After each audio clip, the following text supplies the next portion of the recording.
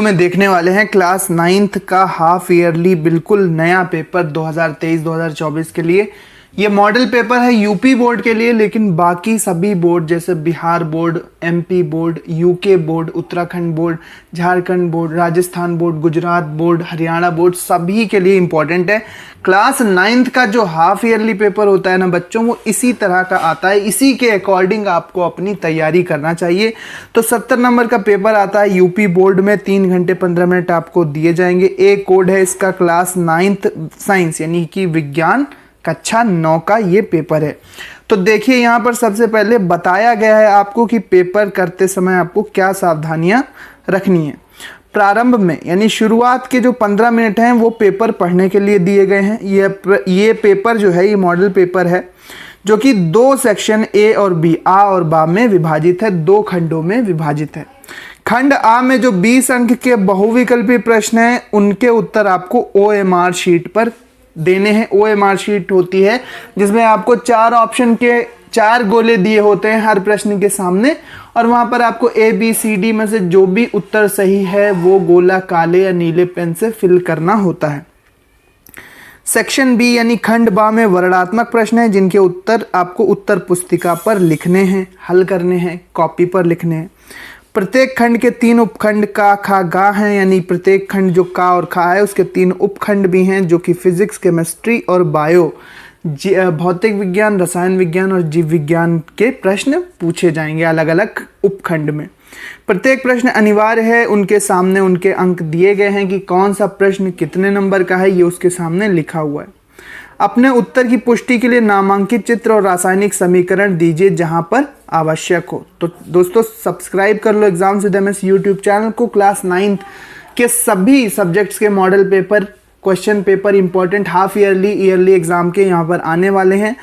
आप ये वीडियो कौन से शहर और कौन से गाँव से देख रहे हो, कौन से प्रदेश से देख रहे हो, कौन से स्टेट से देख रहे हो, अपने स्टेट का नाम, गांव का नाम, शहर का नाम जरूर लिखना। तो चलो शुरू करते हैं। सबसे पहले बहुविकल्पी प्रश्न खंड का उपखंड का, जिसमें फिजिक्स के प्रश्न आएंगे।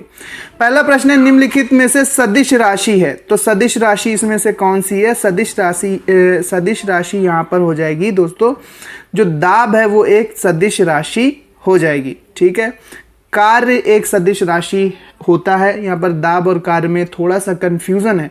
कार्य भी एक सदिश राशि होती है, दाब भी मुझे लगता है कि शायद सदिश राशि है, मैं भूल रहा हूँ, लेकिन आप कमेंट बॉक्स में बताओ कि इसमें से कौन सा उत्तर सही है। कार्य होना चाहिए। विस्थापन की दर को क्या कहते हैं? तो विस्थापन की समय परिवर्तन दर को वेग कहते हैं। ए वाला विकल्प, ए वाला ऑप्शन करेक्ट है। त्वरण का मात्रक क्या होता है? हम जानते हैं मीटर प्रति सेकंड स्क्वायर, बी वाला ऑप्शन करेक्ट है। संवेग परिवर्तन की दर को क्या कहते हैं? तो संवेग परिवर्तन की समय दर को बल का आवेग कहते हैं। किसी वस्तु का जड़त्व किस पर निर्भर करता है? किसी वस्तु का जड़त्व किस पर निर्भर करता है देखते हैं। तो वस्तु का जो जड़त्व होता है वो वस्तु के द्रव्यमान पर निर्भर करता है। वस्तु में उतना ही जड़त्व होगा जिसका जितना अधिक द्रव्यमान होगा। ठीक है, बल कैपिटल F, द्रव्यमान M तथा त्वरण में संबंध क्या है? तो F बराबर बल बराबर द्रव्यमान इंटू त्वरण होता है, यानी F बराबर ma। ये बी वाला ऑप्शन आप OMR पे भरेंगे। सर्वात्रिक गुरुत्वाकर्षण नियतांक G का मात्रक क्या है? G का मात्रक क्या होता है आपको बताना है। तो न्यूटन मीटर स्क्वायर प्रति kg स्क्वायर, ये होता है हमारा कैपिटल G का मात्रक। अब उपखंड खा में आपको केमिस्ट्री के प्रश्न पूछे गए हैं। ताप बढ़ने पर वाष्पन की दर बढ़ जाती है। जैसे ही हम किसी लिक्विड का, किसी द्रव का ताप बढ़ाएंगे तो वाष्पन की दर तो बढ़ ही जाएगी।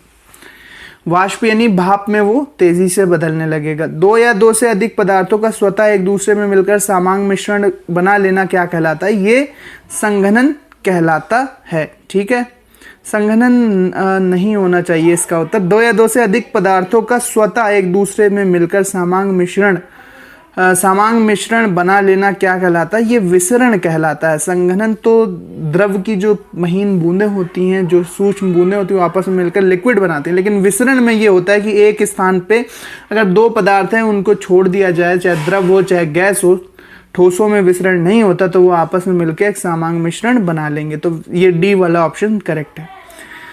निम्नलिखित में से कौन सा तत्व नहीं है? तो साबुन कौन सा तत्व है? साबुन एक पूरा यौगिक है, एक तरह से यौगिकों का मिश्रण है। वायु O2 ये पूरा एक यौगिक है। कैल्शियम कार्बोनेट CaCO3 ये भी पूरा एक यौगिक है। लेकिन जो सिलिकन है Si ये एक तत्व है। तो सी वाला ऑप्शन सही है। कमरे के ताप पर कौन सा तत्व द्रव है? तो ब्रोमीन Br जो होता है ये तत्व कमरे के ताप पर द्रव होता है। विलयन में उपस्थित विलेय की मात्रा को क्या कहते हैं? तो विलेय, किसी विलयन में उपस्थित विलेय की मात्रा को सांद्रता में मापा जाता है। सांद्रता के अलग अलग मात्रक होते हैं बच्चों, मोल प्रति लीटर, ग्राम प्रति लीटर, ठीक है, अलग अलग इनके मात्रक होते हैं। पोटेशियम का प्रतीक क्या होता है? तो के जो होता है कैपिटल के, ये पोटेशियम का प्रतीक होता है। इसका परमाणु क्रमांक 19 होता है। अब यहाँ पर ऑप्शन उपखंड गा जो बायोलॉजी के प्रश्न है, केंद्रक की खोज किसने की थी? तो रॉबर्ट ब्राउन ने की थी। बी वाला ऑप्शन करेक्ट है। साइंस में ही बायोलॉजी के सेक्शन का अगला प्रश्न है कि शरीर की संरचनात्मक और क्रियात्मक इकाई किसे कहते हैं? तो शरीर की संरचनात्मक मतलब जिससे शरीर की संरचना होती है और जहां पर सभी कार्य चलते हैं शरीर के, उसकी जो यूनिट होती है सबसे छोटी, वो कोशिका होती है। सी वाला ऑप्शन सही है। प्रोटीन संश्लेषण से संबंधित कोशिका अंग यानी कोशिकांग कौन सा है? तो राइबोसोम्स जो कोशिकाओं में पाए जाते हैं, इनका संबंध प्रोटीन संश्लेषण से होता है। प्रकाश संश्लेषण की क्रिया कहाँ पर होती है? तो ये होती है क्लोरीन काइमा में। एक बार देख लेना है, इस आंसर को चेक कर लेना। 100% करेक्ट ये हो सकता है लेकिन श्योर नहीं हो तो एक बार चेक कर लेना। विभज्य ऊतक कहाँ होता है? तो ये तने के शीर्ष पर होता है विभज्य ऊतक। चालनी नलिकाएं कहाँ पाई जाती हैं? तो फ्लोएम में चालनी नलिकाएं पाई जाती हैं। और द्विनाम पद्धति के जन्मदाता कौन है जिन्होंने द्विनाम पद्धति दी थी? तो कैरोलस लीनियस नाम के जो वैज्ञानिक थे, ये द्विनाम पद्धति के जनक थे। इन्होंने ही द्विनाम पद्धति का आविष्कार किया था, जिससे पौधों और जंतुओं का नामकरण किया जाता है, वैज्ञानिक नाम उन्हें दिया जाता है। अब यहाँ पर लिखने वाले प्रश्न आपको मिलेंगे जो कि आपको कॉपी पर लिखने हैं। तो खंड बा का उपखंड का यानी फिजिक्स के, भौतिक विज्ञान के 3 सेक्शन होते हैं ना बच्चों विज्ञान में, भौतिक विज्ञान, रसायन विज्ञान और जीव विज्ञान। तो भौतिक विज्ञान का पहला आपसे प्रश्न पूछा गया, दूरी और विस्थापन में 2 अंतर लिखो। बिल्कुल सिंपल है, हो जाएगा। चाल और वेग में 2 अंतर लिखो, 2 नंबर का। संतुलित और असंतुलित बलों को उदाहरण देकर स्पष्ट करो, 4 नंबर का। गुरुत्वाकर्षण नियतांक कैपिटल जी और गुरुत्वाकर्षण जी में गुरुत्वाकर्षण स्मॉल जी में रिलेशन बताओ, संबंध स्थापित करो, जो कि आप सूत्र निकाल लेंगे, 4 नंबर का। और गति के द्वितीय समीकरण S बराबर ut plus half at square का निगमन कीजिए। ये डेरिवेशन आपको करना, निकालना है सूत्रों के द्वारा। इस सूत्र को निकालना है गति के द्वितीय समीकरण को। एक रेसिंग कार 4 मीटर प्रति सेकंड के त्वरण से गतिमान है। गति प्रारंभ करने के 10 सेकंड बाद वह कितनी दूरी तय कर लेगी? अगर ये प्रश्न आपको नहीं आता, न्यूमेरिकल नहीं समझ में आ रहा है, तो अथवा में आपको एक प्रश्न करने का विकल्प दिया गया है, या फिर आप ये करना या फिर वो वाला प्रश्न आप कर सकते हैं। देखते हैं कौन सा प्रश्न है वो। तो वो ये प्रश्न है जो कि उस न्यूमेरिकल के स्थान पर कर सकते हैं। न्यूटन का गति विषयक का प्रथम नियम, न्यूटन के गति विषयक का द्वितीय नियम और न्यूटन के गति विषयक का तृतीय नियम, इनको आप एक्सप्लेन करना है, लिखना है अपनी कॉपी पर इस बारे में। उपखंड खा जो कि रसायन विज्ञान के प्रश्न है। रसायन विज्ञान के प्रश्नों में पहला प्रश्न है, गर्मियों के दिनों में घड़े का जल ठंडा क्यों हो जाता है? कारण बताइए। तो ये कारण आप लिखेंगे अच्छे से, पूरे आधे या 1 पेज में। एसीटोन पेट्रोल या इत्र डालने पर हमारी हथेली ठंडी क्यों हो जाती है? तत्व और यौगिक में 4 अंतर लिखिए। बिल्कुल सिंपल, इसका पूरा सॉल्यूशन भी हम जल्दी लाने वाले हैं। कॉपी पेन पर पूरे इनका सॉल्यूशन हम देने वाले हैं, तो चैनल को सब्सक्राइब करके ज़रूर रखो। इसके बाद 6 नंबर का जो प्रश्न है, लॉन्ग आंसर टाइप क्वेश्चन, कि परमाणु क्या है? डाल्टन के परमाणुवाद को स्पष्ट कीजिए। अगर ये नहीं आता डाल्टन का परमाणुवाद, तो अथवा ठोस, द्रव तथा गैस के अणुओं की विशेषताएं लिखिए। वही 3 चित्र बनेंगे, ठोस, द्रव, गैस, और उनके अणुओं की विशेषताओं के बारे में आपको लिखना है। आकार, आयतन, सभी के बारे में जानकारी लिखनी है। और उपखंड गा जो कि जीव विज्ञान बायोलॉजी का सेक्शन है, उसमें प्रश्न है पहला कि कोशिका क्या होती है? कोशिका सिद्धांत किसने दिया? तो कोशिका सिद्धांत श्लाइडेन और श्वान ने दिया था। कोशिका क्या है? कोशिका हमारे शरीर की संरचनात्मक और कार्यात्मक इकाई होती है बच्चों। कोशिका सिद्धांत को स्पष्ट करो, ठीक है। माइटोकॉन्ड्रिया की संरचना का सचित्र वर्णन करो। माइटोकॉन्ड्रिया का जो चित्र बनता है इस तरह से, ठीक है। माइटोकॉन्ड्रिया का जो चित्र बनता है उसमें क्या क्या संरचनाएं होती हैं उनका आपको वर्णन करना है, चित्र बनाना है, अच्छा सा ठीक से डायग्राम बनाना है और उसके बारे में लिखना है। सरल ऊतक और जटिल ऊतक में 4 अंतर लिखो। ये भी 4 नंबर का प्रश्न है, 4 मार्कर क्वेश्चन है।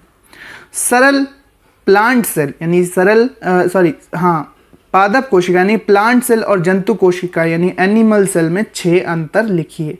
तो 6 अंतर आपको लिखना है प्लांट सेल और एनिमल सेल में। 6 नंबर का ये प्रश्न है। अथवा नहीं आता अगर ये, तो जंतुओं का वर्गीकरण क्यों आवश्यक है, जंतुओं के वर्गीकरण का महत्व लिखो। जबकि ये जो प्लांट सेल और एनिमल सेल वाला प्रश्न है ये आपको अंतर पहले ही चैप्टर में, कोशिका वाले चैप्टर में मिल जाता है। तो ये पूरा पेपर है, इसका PDF हमारे टेलीग्राम चैनल पर मिल जाएगा। टेलीग्राम चैनल का लिंक बच्चों डिस्क्रिप्शन में है, जाओ ज्वाइन करो, वहाँ पर आपको मिल जाएगा। तो उम्मीद करते हैं आपको ये पूरा मॉडल पेपर समझ में आ गया होगा। इसी के अकॉर्डिंग तैयारी करो। 100% यहाँ नहीं कहा जा रहा है कि 100% यही आएगा आपके पेपर में, आपके हाफ ईयरली एग्जाम में, लेकिन यहाँ के जितने भी प्रश्न इस पेपर में हैं सारे के सारे इंपॉर्टेंट हैं, तो आपके एग्जाम में आने के चांस काफ़ी हाई हैं। इसको सॉल्व कर लेना। बाकी OMR वाले तो सॉल्व हो गए हैं और ये भी प्रश्न काफ़ी सरल हैं जो कि आपको लिखने वाले प्रश्न दिए गए हैं। तो इसी के अकॉर्डिंग अपनी तैयारी करो। इसके पूरे सोल्यूशन के लिए चैनल को सब्सक्राइब कर लो, जल्दी आपको मिल जाएगा। चैनल को सब्सक्राइब करके बेल नोटिफिकेशन ज़रूर दाब देना। इसी तरह के मॉडल पेपर क्लास 9, 10, 11, 12 सभी के half yearly, yearly, board, pre board के सभी के लगातार आते रहते हैं। तो मिलते हैं अपने नेक्स्ट वीडियो में। वीडियो देखने के लिए धन्यवाद।